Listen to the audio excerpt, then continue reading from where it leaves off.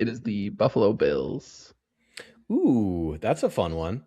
Um, okay, I got to be careful here.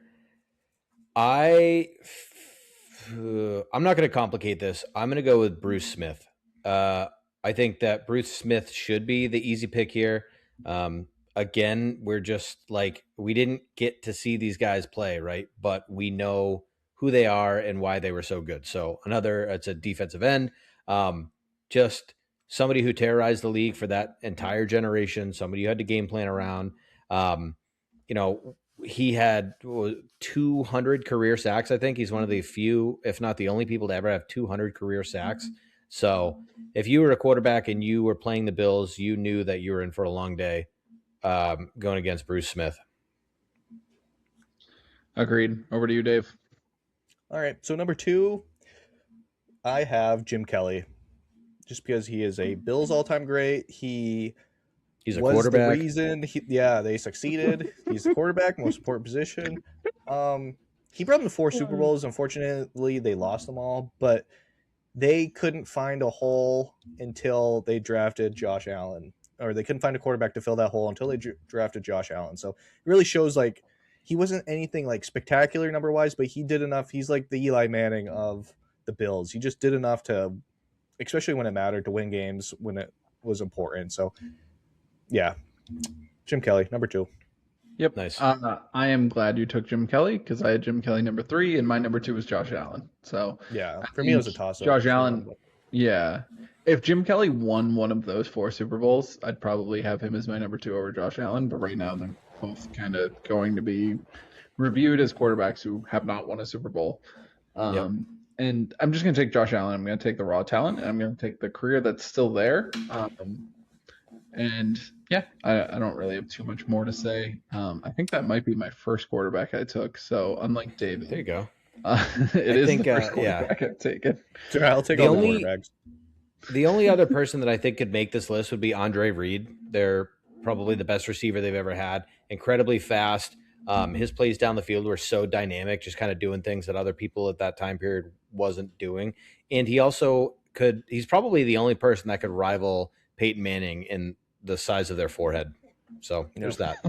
Another honorable mention, T.O. Who? Yep. Terrell Owens.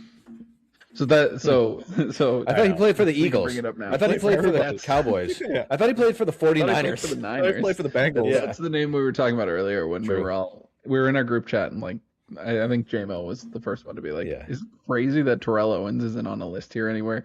And a stat that I always like to bring up is I think it's 6 players right now with over 150 touchdowns, not including throwing touchdowns.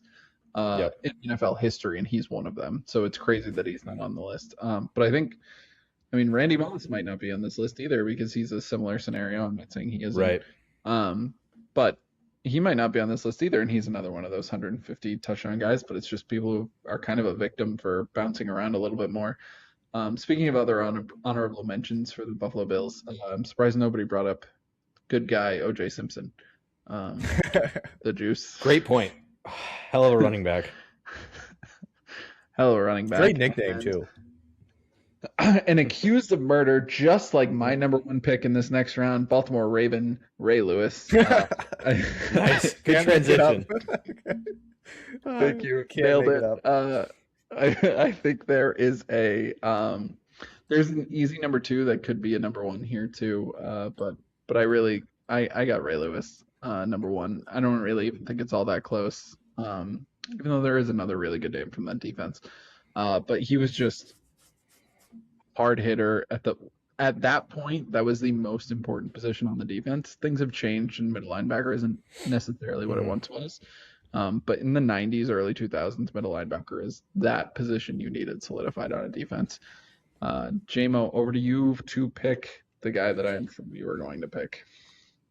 Yeah, it's got to be Ray Rice here for me. Just kidding. Another great guy.